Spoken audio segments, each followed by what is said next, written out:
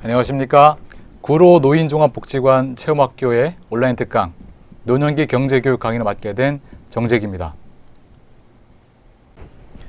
오늘 드릴 말씀은 개인 채무자 구제 제도인데요.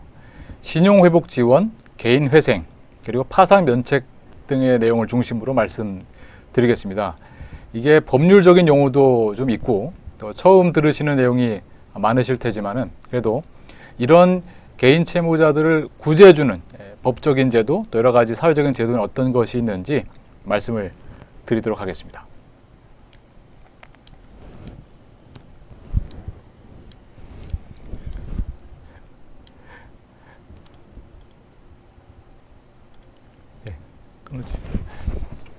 일단 채무조정제도가 뭐냐 이렇게 물으실 텐데, 일단 채무를 뭔가 바꿔준다 이런 의미가 있죠. 네. 빚이 너무 많아서 정상적인 방법으로는 상환하기 어려운, 원래 계약된 약속된 방식으로는 상환하기가 어렵다 이런 분들을 대상으로 해서 상환 기간을 연장해 주는 것, 예컨대 3년 안에 갚도록 약속이 돼 있다, 계약이 돼 있다 한다는 것들을 예를 들면 5년이나 10년 이렇게 기간을 좀 늘려드리는 거죠. 이렇게 하시면 아무래도 빚을 좀 갚기가 용이해지시지 않겠습니까? 그리고 분할 상환, 한꺼번에 갚기가 너무 버겁다 이렇게 되면 그것을 좀 나누어서 한꺼번에 갚는 것을 예를 들면 3년에 나눠서 갚는다 이런 식으로 상환의 그 내용을 좀 분할하는 방법이 있고, 그리고 이자율 조정, 그러니까 이자율을 좀 낮춰드리면은 갚는 입장에서는 조금 더 수월해지시겠죠. 그리고 상환 유예, 갚는 것을 조금 지금 너무 상황이 힘드니까 조금 미뤄달라 이런 얘기가 되겠습니다. 그리고 채무 감면, 빚 자체를 원금을 탕감해주는 이런 것이 바로 채무 조정 제도로 하겠죠. 이렇게 상환 조건을 바꿔드리게 되면은 이분들이 다시 경제적인 활동을 하실 수 있도록 그렇게 하기 위한 지원 제도가 채무 조정 제도다 이렇게 이해하시면 되겠습니다. 그렇다면 이 채무 조정 제도에는 어떤 것이 있는가? 크게 한 5가지 종류가 있는데요. 그 주관하는 기관에 따라서 나뉘어지는데, 먼저 신용회복위원회라는 기구가 있습니다. 여기에서는 연체전 채무조정, 그러니까 다른 말로는 신속 채무조정이라는 것을 해드리고, 또 이자율 채무조정, 그러니까 프리워크아웃이라고 합니다. 그러니까 워크아웃의 전 단계라고 할 수 있겠고요. 그리고 채무조정, 개인 워크아웃, 이 3가지를 신용회복위원회에서 주관해서 채무조정 제도를 운영하고 있고, 만약에 2단계를 좀 넘어간다, 상황이 좀 더 심각하다, 그렇게 됐을 경우에는 이제 법원으로 갑니다.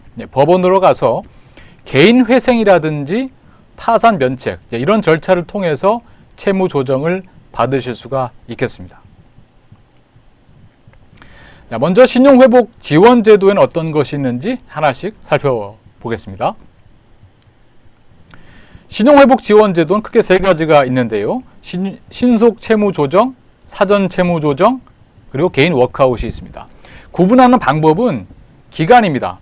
이 빚이 얼마나 되느냐, 거기에 따라서 어떤 조정 방법이 더 좋을지 선택하실 수가 있는 것인데, 먼저 신속 채무 조정이라는 것은 채무를 현재 갚고는 있는데 이게 1개월 미만이다, 아주 단기간 연체 중이다, 이런 분들은 빨리 조금만 도와드리면은 이 채무조정 효과가 생길 수 있겠죠. 연체가 아무래도 길어지게 되면은 더 힘들어질 수 있으니까요. 그리고 1개월이 넘어갔다, 1개월 이상 3개월이 아직 안 됐다, 요 구간 안에 계신 분들은 비교적 단기 연체 상태이시기 때문에 더 길어지기 전에, 연체가 더 길어지기 전에 빨리빨리 채무조정 해드리면 좋지 않겠습니까? 그런 것이 사전 채무조정이고, 만약에 3개월이 넘어갔다, 그렇게 되면은 이제 개인 워크아웃이라고 그래서 장기 연체로 이때는 봅니다. 그래서 이분들한테 채무조정 프로그램을 이제 지원해서 신용을 회복하고 다시 경제적으로 회생할 수 있도록 지원한 제도가 있겠습니다. 각각 하나씩 좀 더 자세하게 살펴보겠습니다. 먼저 그 전에 신용회복 지원제도의 장점부터 말씀을 좀 드리죠.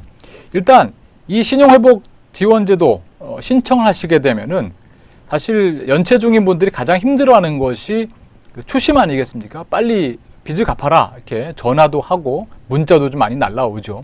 이러한 채권 금융회사의 추심 활동이 중단됩니다.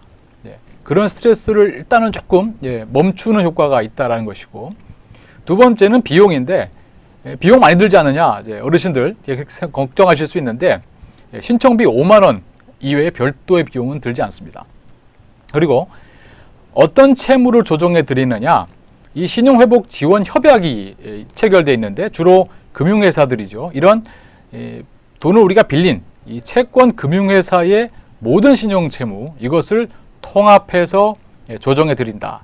일일이 모든 그 금융회사를 쫓아다니면서 우리가 이런 것을 하는 것이 아니고 이 한 방에 통합해서 조정해 드린다라는 것이 장점이고요. 끝으로 신속한 결정이 가능합니다. 보통 한 2, 3개월이면은 이런 신용회복 지원제도의 효과를 보실 수가 있죠.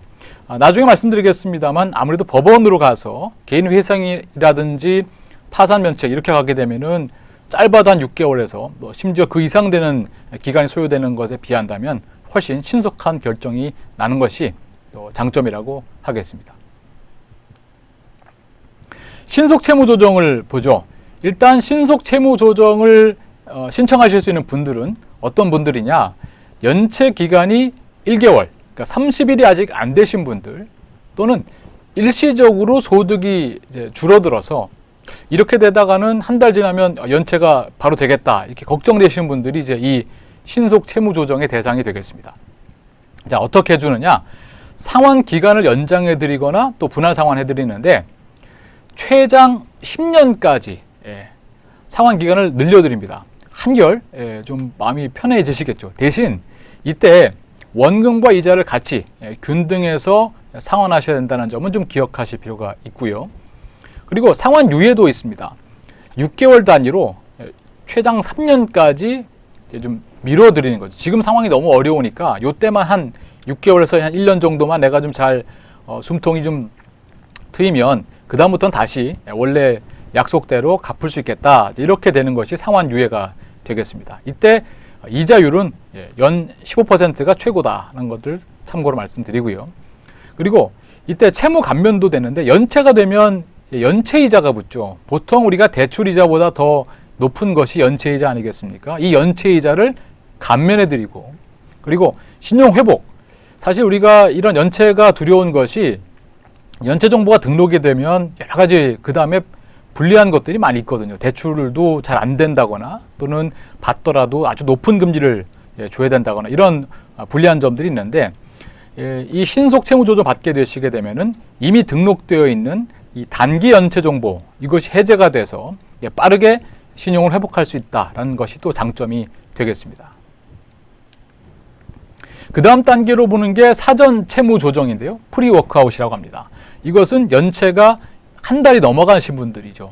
한 달은 넘었지만 아직 3개월은 안 되신 분들, 이런 분들이 이 프리워크아웃의 대상이 되시는데 이자율을 깎아드립니다. 약정 이자율의 50%까지 깎아 드리는 것이죠. 그래서 최저 5%, 최대 이자율 10%로 이자율을 확 낮춰 드리는 것이죠. 그 다음에 분할 상환, 무담보 채무, 담보가 없는 채무다 그러면은 최장 10년까지. 만약에 담보가 있는 채무다, 예를 들면 뭐 주택 담보대출 같은 것들이 대표적이겠죠. 이런 것들은 정말 최고로 늘리게 되면 35년까지도 늘려서 갚으시도록 그렇게 분할 상환 해드리고, 역시나 연체이자 감면. 그리고 신용회복 문제는 금융채무 불이행자, 이게 옛날 말로는 그 신용불량자라고 이게 보통 말씀들 하셨었는데 요즘은 이제 금융채무 불이행자라고 합니다. 여기로 이것에 등록이 되지 않아서 역시나 신용회복이 빨리 되는데 유리하다 말씀드리겠습니다. 자, 세 번째는 개인 워크아웃입니다. 이것은 연체가 이제 3개월이 넘어가신 분들이죠. 자, 이자를 감면해 드립니다. 원래 이자와 연체 이자를 모두 감면해 드리죠. 아무래도 오래됐으니까 이 이자 부담도 만만치 않으시단 말이죠.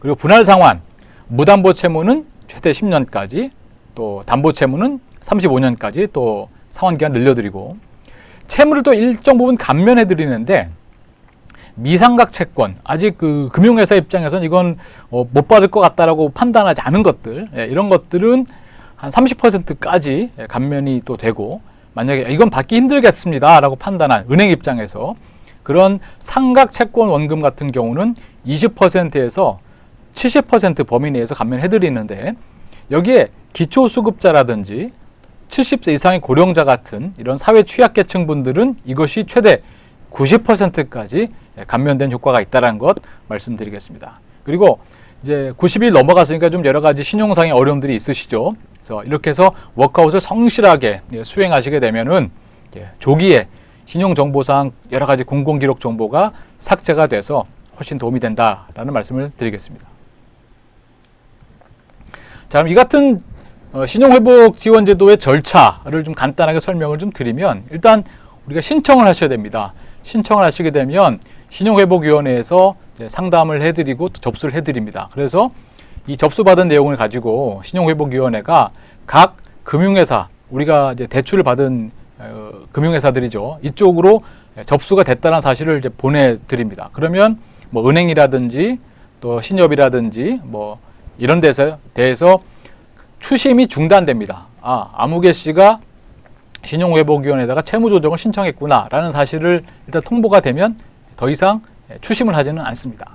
그리고 나서 그러면 이 금융회사들이 아무개 씨가 우리한테 빌려간 돈이 얼마다, 뭐 대출 조건이 어떻다, 이런 채권 계산서를 다시 제출을 합니다. 그러면 그걸 가지고 신용회복위원회에서 채무조정안에 대한 심사 그리고 의결을 거쳐서 여기에 대해서 가결이 되면 다시 이 내용을 금융회사에 통보를 해드리고, 여기에 따라서 여러 가지 채무조정 합의서를 체결하고 수행하시는 이런 절차를 밟게 되겠습니다. 그러니까 우리 입장에서는 신청을 하고 그 금융회사들 사이에서 여러 가지 일들에 대해서 좀 기다렸다가 결과를 기다렸다가 이제 이행하시는 이런 절차가 되겠습니다. 자, 일단 신용회복위원회의 조정제도를 승인을 받으시면 그걸로 끝난 것이 아니고 이제 성실하게 상환을 하셔야 됩니다. 그러니까 원래가 어떻게 갚겠다, 이 변제 계획이 있으면 그 계획에 따라서 매달 성실하게 상환을 하셔야 돼요. 만약에 3개월 이상 납입을 지연시켰다라거나 여러 가지 변제 조건을 이행하지 않으시게 되면은 이게 다시 또 없었던 일이 됩니다. 그러니까 원래 전 단계로 돌아가 버려요. 이렇게 되시면 안 되겠죠. 그래서 성실하게 수행을 하시게 되면은 일정 기간 동안에 성실하게 상환했다 그러면 소액의 신용대출이라든지 또 신용카드 발급 이런 것들을 또 지원해 드려서 조금 더 수월하게 가실 수 있도록 도움을 더 드리고 있습니다. 다음으로 개인회생에 대한 말씀을 드리겠습니다. 개인회생이라는 용어 아마 처음 들으신 분들도 계실 텐데요. 이것부터는 이제 법원에서 처리하는 절차라고 말씀을 드렸는데, 지급 불능 상태에 있는 분, 정말 어떻게 할 도리가 없다 이런 상태에 있는 분이 만약에 일정한 소득이 있다 이랬을 경우에 이 개인회생 제도를 쓸 수가 있는데, 3년에서 5년 정도, 그러니까 매달 일정한 금액을 갚으면 사실 빚을 다 갚을 수가 없다 하더라도 남아있는 채무는 다 면제받게 해드리는 이런 제도가 개인회생이라고 하겠습니다. 이 개인회생은 보증인이 없고 또 금융기관에 있는 채무뿐만 아니라 사채, 즉 개인들끼리 이렇게 빌린 돈 있지 않습니까? 이런 개인한테 빌린 돈에 대해서도 적용이 될 수 있어서 혹시 그런 분한테는 좀 유리한 제도가 바로 개인회생 제도다라고 하겠습니다. 자, 그렇다면 개인회생과 워크아웃은 어떻게 다른가? 몇 가지 차이점을 좀 비교해 드릴 텐데요. 먼저 개인회생은 조세라든지 보증채무, 사채 이런 모든 채무에 대해서 조정을 해드린다라는 장점이 있습니다. 반면에 워크아웃은 아까 금융회사에서 내가 빌린 것만 조정이 된다. 사채가 있고 없고 요게 첫 번째 차이가 되겠고, 또 개인회생은 법률상 최저 변제율만 지키게 되면은 원금도 탕감이 가능한데, 워크아웃은 원칙적으로 원금은 전액 갚으셔야 됩니다. 요게 차이가 되겠고요. 개인회생은 변제 기간이 3년에서 최대 5년 이렇게 기한이 정해져 있습니다. 워크아웃 같은 경우는 담보가 있냐 없냐에 따라서 8년 또는 20년까지 상환 기간이 다르다, 이렇게 말씀을 드리겠습니다. 자, 그럼 어떤 분들이 개인회생을 신청할 수 있을까? 이걸 또 잘 아셔야 되는데, 가장 중요한 것은 소득이 있으셔야 됩니다. 만약에 소득이 없다 그러면 개인회생을 신청하실 수는 없습니다. 그러니까 즉 매달 월급이라든지 또 연금이라든지 이런 사업소득 같이 정기적이고 확실한 수입, 이것을 내가 앞으로도 받을 수 있다, 그럴 가능성이 있다, 이런 분들이라면 이 개인회생을 신청하실 수 있는데, 얼마까지 이게 가능하냐? 채무 총액을 보시면 무담보 채무 같은 경우는 10억 원, 담보부 채무는 15억 원 이내라면은 개인회생 가능하고요.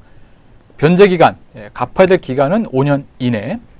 그리고 지급불능, 갖고 있는 재산, 내가 갖고 있는 부동산이라든지 금융자산이 있으면 이걸 뭐 팔거나 아니면 이렇게 환매해서 그걸로 빚 갚으면 충분히 된다, 이런 분들이라면 굳이 개인회생을 안 받으셔도 되는 거죠. 근데 내가 갖고 있는 걸 다 팔아도 이 빚을 다 갚을 수가 없다, 이런 경우에 있는 분이어야 개인회생을 신청하실 수 있고요.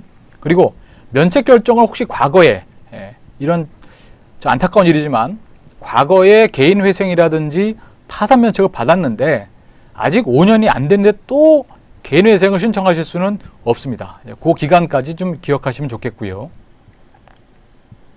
자, 그러면 이런 개인회생을 하려면 어떤 서류를, 신청서를 내야 될 것인가, 제가 적어드렸는데 아주 많죠. 이게 왜 그러냐면, 이게 법률 관계도 되게 까다롭고, 또 뭐 많은 분들이 그렇지 않겠습니다만 허위로 개인회생을 통해서 본인이 갚아야 될 빚을 다 안 갚으려는 일종의 제도를 악용하는 분들이 있을 수 있기 때문에 그런 것들을 좀 방지하기 위해서 아주 꼼꼼하게 서류를 요구하고 있습니다. 예를 들면 개인회생 채권자 목록, 내가 돈 빌린 사람들 이름, 또 금액, 계약, 이런 것들을 다 제출하도록 되어 있고, 내가 갖고 있는 재산의 목록도 제출하셔야 되고, 내가 수입을 얼마나 갖고 있고 또 지출을 얼마나 하는지, 이런 것들 쭉 다 제출을 하셔야 됩니다. 그래서 여기에 대해서 법원이 판단을 할 수 있도록 해드리는 것이고, 중요한 것은 그 우측에 있는 그 변제 계획안입니다. 그러니까 즉 내가 앞으로 돈을 어떻게 갚겠다, 이런 계획을 작성을 해서 법원에 제출하셔야 되는 거예요. 이 변제 계획안을 갖고 법원이 판단을 하게 되겠습니다. 개인회생 절차, 그 간단히 그림으로 좀 표시를 해드렸는데, 먼저 신청을 하시게 되면 법원에 신청하시겠죠. 그럼 변제 계획안을 제출을 합니다. 어떻게 갚겠습니다 라고 제출하면 이것을 법원이 검토를 해서 이걸로는 안 되겠습니다 라고 하면 기각해버리면 다시 쓰셔야 되는 거예요. 만약에 이 변제 계획안이 승인이 되면 개인회생위원이 선임이 되고, 그 다음부터 여러 가지 보존처분 중지명, 이때부터는 내가 마음대로 내 재산이라 하더라도 내 마음대로 팔 수가 없습니다. 여러 가지 포괄적 금지 명령도 내려지고 또 개시 결정이 내려진 다음에 우리가 돈 빌린 사람들이라든지 기관들이 있을 거 아니겠습니까? 은행도 있고 뭐 대부업체도 있을 수 있고 또 개인도 있을 거 아니겠습니까? 이런 분들한테 쭉 법원에서 통지를 합니다. 공문을 쭉 보내드려요. 그래서 아무개 씨가 개인회생을 신청했는데 당신 채권자인 것 같다, 이런 조건인데 맞느냐, 뭐 이런 것들을 알려주는 거죠. 거기에 대해서 채권자들이 맞다, 또는 여기에 대해서는 진행하고 싶지 않다라든지 여러 가지 이의사항들을 막 제기할 수 있습니다. 이런 것들도 다 받아서 진행하고 난 다음에 그러면 이 계획대로 진행하겠다, 변제 계획이 인가가 되면 그때부터는 신용불량으로 등록되는 것들이 해제가 되면서 그 이후로는 3년에서 5년 동안 꾸준하게 변제 계획을 수행하셔야 됩니다. 만약에 수행 중에 아까 말씀드린 것처럼 3개월 정도 수행을 잘 안 한다, 그러면 다시 원래대로 돌아가게 되는 것이고, 그렇게 3년에서 5년간 성실하게 변제를 하시게 되면 그때부터 면책이 돼서 그 남은 채무 원금에 대해서 탕감해드리는 그런 절차로 밟게 되는 것이 개인회생이 되겠습니다. 다음으로 개인 파산 및 면책을 설명을 드리겠습니다.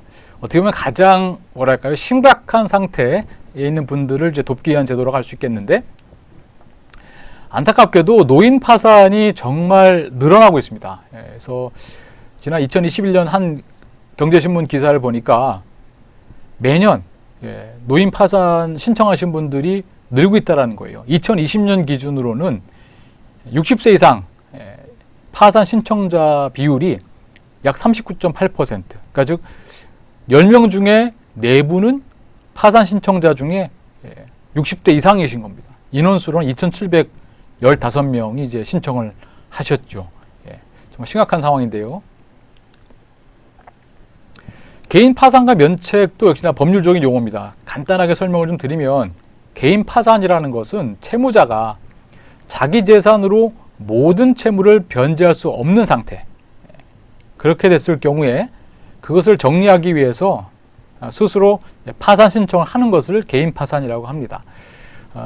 좀 쉬운 표현으로는 이제 일종의 빚잔치가 되는 거죠. 지금 내가 갖고 있는 걸로 다 갚고 그 다음은 미안하지만 나도 어쩔 수가 없다, 이렇게 되는 것이 개인 파산이라고 할 수 있겠습니다.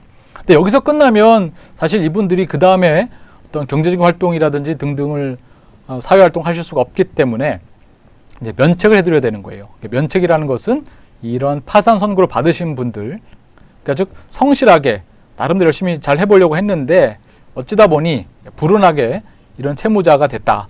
그러니까 이런 남아있는 채무에 대해서 파산법원이 재판을 해서 이건 남은 건 이분 이제 면제를 시켜줘야 되겠다.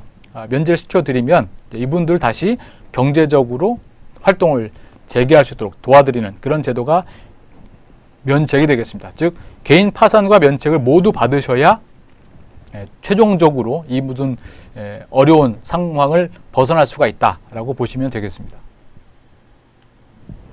그럼 앞서 보신 개인 회생과 파산은 또 어떻게 다르냐? 이걸 또 아셔야 되는데, 개인 회생은요, 현재 갖고 있는 재산을 처분해 가지고 빚을 갚는 것도 가능하겠습니다만, 그것보다는 앞으로 내가 돈을 벌어서 소득이 있을 테니까 돈을 벌어서 3년에서 5년간 쭉 갚는 것이 더 많은 돈을 갚을 수가 있다. 이랬을 경우에는 개인 회생을 신청하도록 되어 있고, 만약에 나는 앞으로 소득도 별로 없고 그냥 있는 걸 여기서 빨리 결정해내는 게 좋겠다라고 보시게 되면 파산 쪽이 옳은 선택이 되겠습니다. 그리고 개인 회생은 일정한 수입이 있어야 된다는 것이 특징이고, 파산은 일정한 수입이 없어도 가능하시고요. 또 낭비나 도박으로 빚이 늘어난 것이어도 개인 회생에서는 받아줍니다. 하지만 낭비나 도박 때문에 생긴 이 커다란 빚이다, 이것은 면책이 불허가 될 수도 있습니다. 왜냐하면 이거 약간 상습적이지 않냐, 이렇게 법원에서 볼 수가 있는 것이죠. 그리고 한도가 또 있는데, 개인 회생은 담보 같은 경우는 15억, 무담보 채무는 10억까지만 이제 채무 한도 제한이 있고, 파산은 이런 제한 자체가 없습니다. 개인 파산 신청 방법을 말씀드리겠습니다. 신청할 수 있는 분은 채권자, 그러니까 돈을 빌려준 쪽에서도 신청할 수 있고, 또 채무자 본인 또는 채무자에 준하시는 분들, 이런 분들이 신청할 수도 있습니다. 파산의 원인은 참 다양한데 어쨌거나 지금 내가 돈을 갚을 수가 없다, 지급 불능 상태, 또 지급이 정지돼 있다라든지 채무가 뭐 엄청나게 늘어나 있다, 이런 상태, 또 원인을 보면 은행 대출, 뭐 카드 사용, 사채, 뭐 이런 것도 묻지도 않습니다. 그 무엇이 됐든지 간에 파산을 신청하실 수 있고, 신용불량 여부도 상관이 없고요. 금액이 많고 적음도 상관이 없습니다. 신청은 신청자, 파산 채무자의 주소지 관할 지방법원에서 신청하시면 되겠습니다. 파산의 면책 절차인데 이건 뭐 되게 복잡해 보입니다만, 역시나 신청하게 되면 그 신청에 대해서 법원에서 심사하고 여러 가지 선고 절차를 밟아서 파산 여부를 판단해 드립니다. 그리고 나서 면책 결정까지 가는 것이 일련의 과정인데, 얼른 보시기에도 이게 금방 될 것 같지 않잖아요. 그래서 보통의 경우는 개인회생도 그렇고 면책도 그렇고 파산도 그렇고 보통 6개월에서 8개월 정도 걸린다고 보시는 게 일반적입니다. 근데 여기에 만약에 그쪽 법원에 이런 신청이 막 몰려있다, 그러면 이건 더 길어질 수도 있습니다. 그럼 파산 선고가 되면 무조건 면책이 되는 것이냐? 그런 것은 아닙니다. 파산 절차가 됐더라도 당연히 다 면책되는 것은 아니고, 그 사안에 따라서 면책이 불허가 되거나 또는 기각될 수가 있거든요. 그래서 이걸 또 꼼꼼하게 법원에서 심사를 합니다. 만약에 그 심사 과정에서 법률에서 정한 여러 가지 면책을 해줄 수 없는 이런 사유가 아주 밝혀졌다, 그러면 당연히 불허가 되겠죠. 그리고 이런 모든 과정과 절차에 성실하게 응하셔야 되는데 그렇지 않다라고 하면, 예를 들면 뭐 면책 신문 기일이라든지 뭐 의견 청취 기일 이런 건데 법원에 나오라고 하거든요. 근데 이때 뭐 출석하지 않거나 또 파산 관제인의 연락을 안 받거나 이렇게 되면은 뭔가 좀 불성실하다 이래가지고 면책이 기각될 수 있습니다. 그러니까 주의를 좀 하셔야 되겠죠. 그럼 예를 들면 대표적인 면책이 이제 불허가 되는 사유 말씀을 좀 드리면 되게 상식적이라고 할 수 있겠습니다. 채무자가 자기 재산을 숨기거나 또는 다른 사람 명의로 바꾸거나 또 헐값에 팔아버리면 이거 왜 이렇게 하겠습니까? 이거 파산 이후에도 뭔가 내가 뒤로 이렇게 숨겨놓은 것들을 갖고 경제적인 이득을 보겠다라는 뜻이 있는 거잖아요. 이러면 다 법원에서 이거 뭔가 좀 마땅치 않겠는데 이렇게 판단해가지고 면책을 불허가 합니다. 또는 채무자가 채무를 허위로 증가시킨 행위, 이게 무슨 소린가 싶으실 텐데 어차피 지금 있는 걸로 빚잔치 할 거니까 예컨대 가까운 뭐 친구라든지 뭐 친족 이런 사람들 동원시켜 가지고 원래는 빚이 없는데 그 사람하고 빚을 막 만들어내는 거죠. 그렇게 되면 어떻게 되겠습니까? 그 사람한테도 일정 부분 배당이 가거든요. 파산 과정에서 생기는 뭐 약간이긴 하겠습니다. 그런 것들도 비율대로 이렇게 배당을 해주기 때문에 원래는 없는 빚을 만들어 가지고 해주게 되면 역시나 이것도 다른 채권자한테 해를 끼치는 행위라고 봐서 면책이 불허가 되고 있고, 또는 채무자가 너무 낭비를 막 심하게 한다, 뭐 도박을 해가지고 이렇게 됐다, 그러면 역시나 면책 불허가 되고, 뭐 허위로 진술한다거나 뭐 허위로 서류를 제출한다거나 이렇게 되면 안 되겠고요. 그리고 과거에 뭐 파산을 또 한 번 한 적이 있다, 7년 이내에, 또 개인회생을 5년 이내에 받은 적이 있다, 이러면 역시나 면책은 불허가 될 수 있겠습니다. 자, 그런데 이 면책에서도 제외되는 채무가 있습니다. 다시 말해서 이런 것들은 면책을 받으시더라도 갚으셔야 됩니다, 이제 이런 뜻입니다. 첫 번째는 조세, 세금이죠. 세금은 정말 피할 수가 없습니다. 그리고 벌금, 또 과료, 형사소송 비용이나 추징금, 과태료 같은 것들도 면책에서는 빠집니다. 그래서 갚으셔야 됩니다. 그리고 채무자가 고의로 불법 행위를 해가지고 남한테 손해를 끼쳤다, 이런 것들도 안 되고요. 5번 보시면 이 사업하시는 분들 같은 경우에 상황이 어려워지면 그 직원들 월급도 못 줄 수가 있지 않습니까? 하지만 그것은 그 근로자가 또 받아야 될 권리이기도 한 것이니까 이런 채무자의 근로자, 직원들의 임금이라든지 퇴직금, 또 재보상금 같은 것들은 파산 면책이 되더라도 또 주셔야 됩니다. 주셔야 되고요. 또 임치금이나 신원보증금 이런 것들도 다 포함이 되어 있으니까 면책에서 제외된 채무들도 한번 알아두시면 좋겠습니다. 자, 그럼 이런 개인회생이나 파산 신청을 어떻게 해야 되느냐, 뭐 제가 설명을 좀 드리긴 했습니다만 이것도 처음에 들으시면 좀 복잡하실 수 있는데, 일단 이거 법률에 의한 요건이거든요. 그래서 채무자 회생이라든 및 파산에 관한 법률, 여기에 신청 요건에 해당이 되면서 다음에 세 가지를 모두 충족하셔야 되는데, 일단 본인이 직접 법원 가가지고 신청하실 수 있습니다. 하지만 이게 또 이런 일을 또 맨날 하시는 분들이 아니시잖아요. 어렵단 말이죠. 그래서 지원해드리고 있는데, 신용회복위원회의 채무조정, 이걸로 채무 상환이 어려운 분들, 많이 어려우신 상황이 돼 있으신 거죠. 그리고 기준 중위소득의 120% 이하인 소득자, 또는 최근 1년 이내에 새로 생긴 채무가 전체 채무의 40% 이하이신 분, 이런 분들이라면 이 지원을 받으실 수가 있는데요. 일단 바로 법원을 가시거나 변호사를 만나시기 전에 이렇게 신용상담위원회라든지 이런 데 가서 상담을 좀 깊이 좀 받아보십시오. 그래야 이게 어떻게 된 일이고 어떤 절차를 밟아가는 것이 좀 더 적합하겠다, 이런 것들 판단을 해드릴 수 있습니다. 그리고 신용상담 보고서도 이제 무료로 발급해 드립니다. 왜냐하면 이거 다 나중에 증빙자료로 내야 될 것들이고요. 그리고 서류 작성할 것도 무지하게 많습니다. 그래서 개인회생이라든지 파산 신청 관련된 서류, 이런 것들 무료로 작성을 지원해 드리고, 그리고 신보기 안에 법률지원부가 있고요. 또 대한법률구조공단에서도 이런 부분들을 또 대리해 드리기도 합니다. 그리고 관련된 비용 또 들 수 있는데, 사회 취약계층 같으신 경우는 송달료라든지 여러 가지 법률 관련된 비용도 있습니다. 이런 것들도 무료로 지원해 드리고 있고요.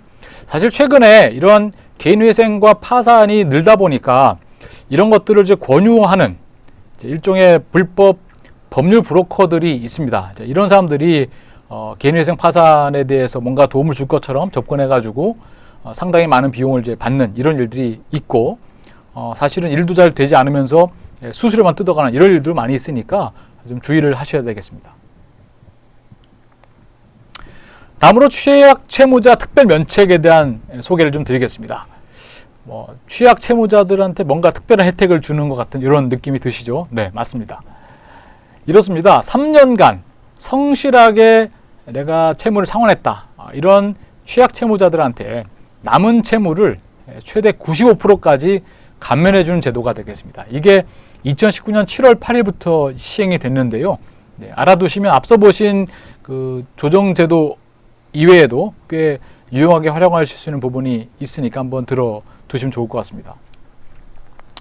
이거는요, 아무나 해주는 건 아닙니다. 그러니까 취약 채무자의 특별 면책이 될 수 있는 조건이 크게 3가지가 있는데, 기초수급자라든지 중증 장애인이신 분들, 또 70세 이상인 고령자분들, 또는 장기간 소액 연체되신 분들을 대상으로 이제 이 면책을 해드리는데, 일단 우린 여기서 고령자 중심으로 말씀을 좀 드리겠습니다. 일단 소득은요, 최저 생계비가 150% 이하여셔야 됩니다. 그 내용은 이제 뒤에 나오니까 설명을 좀 드리고요. 그 다음에 순자산인데, 전체 갖고 있는 내 재산에서 부채, 채무를 뺀 것이 순자산이거든요. 이 순자산의 규모가 지역마다 조금씩 다릅니다만, 서울시 같은 경우는 4,810만 원 이하다. 이렇다면은 해당이 또 되실 수 있고요. 그 다음에 얼마를 내가 채무가 있느냐, 채무 규모에 대해서는 고령자 같은 경우는 제한이 없습니다. 연체 기간은 3개월이 넘으신 경우 가능하다 말씀드리고요.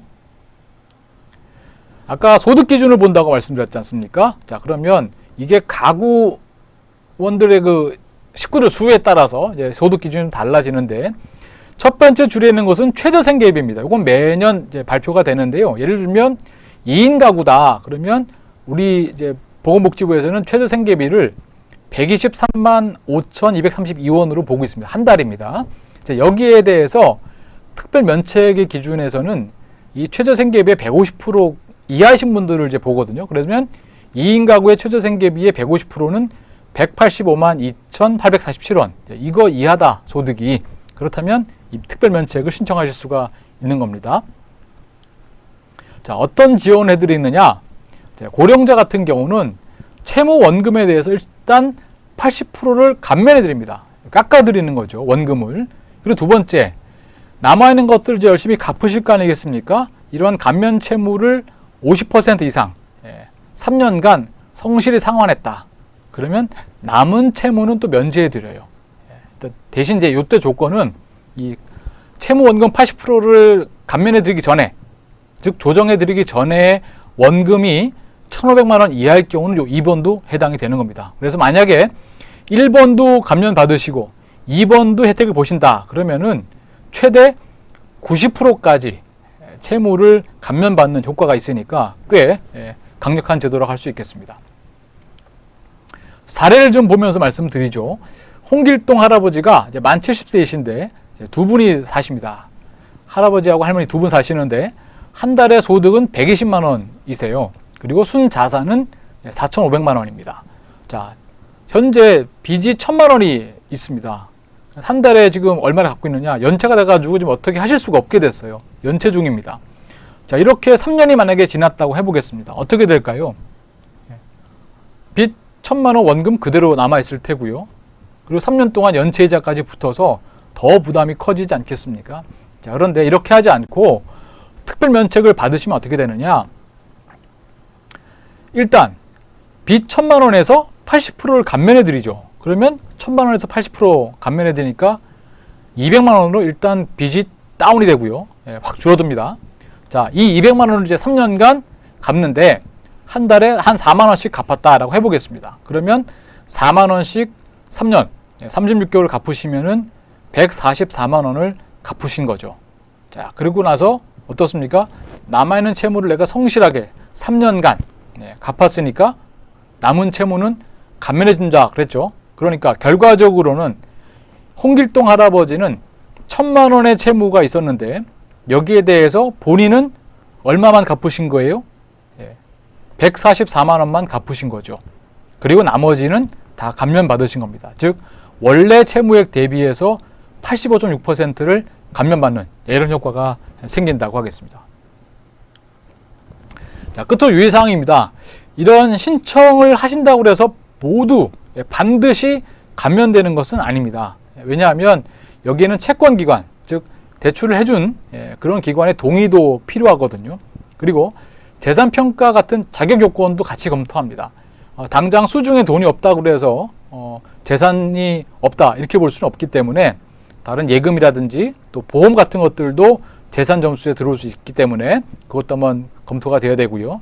또 뭐 비슷한 것 같은데 뭐 누구는 되고 안 되고 이렇게 다를 수가 있습니다. 이 부분들은 개개인별로 세부적인 상황이 다를 수 있는 것에서 연유한 것이기 때문에 그런 부분들은 좀 유념하실 필요가 있습니다. 그래서 혼자 고민하시기보다는 뭔가 내가 채무에 대해서, 빚에 대해서 좀 고민이 있다, 또는 본인이 아니더라도 주변에 이렇게 어려움 겪고 계신 분들이 계시면 일단 신용회복위원회 대표번호가 1600에 5500입니다. 여기로 전화를 하시거나 또 가까운 지사를 방문하셔서 한번 상담을 받아보십시오. 그렇게 되면 어떤 방식으로 이 빚의 문제를 해결하는 것이 좋을지 아마 자세하게 그리고 친절하게 상세하게 안내를 해드릴 겁니다. 자, 오늘은 그래서 우리 빚 문제 때문에 고민하신 분들 위해서 말씀을 드렸습니다.